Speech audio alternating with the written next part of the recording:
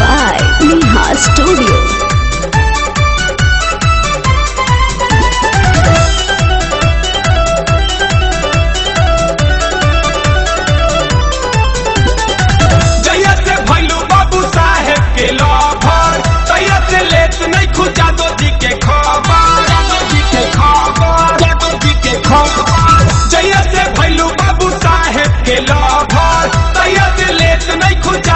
के खबर निकल लागत की गजल रखवानी का पछतावे लख सारी हो पवन से पहले दिल बानी का पछतावे लख सारी हो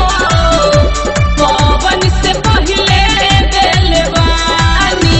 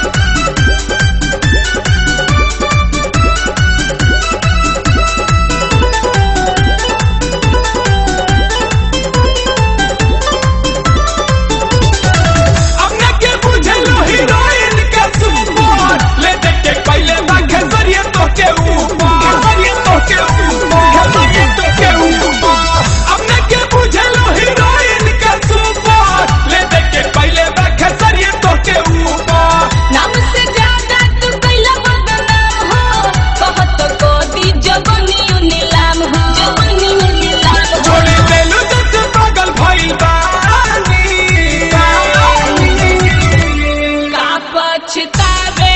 लख सारी हो पवन से पहले दिल बानी का पछतावे लख सारी हो पवन से पहले दिल बानी पछतावे लख सारी हो पवन से पहले दिल बानी का पछतावे लख सारी हो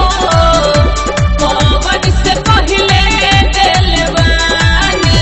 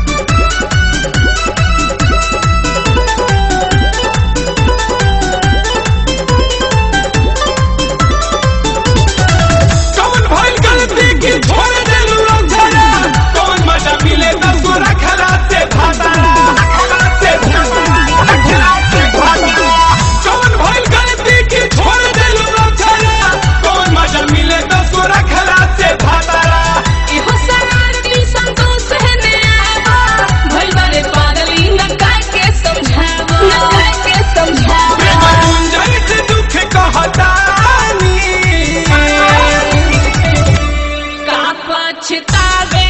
लख सारी हो पवन से पहले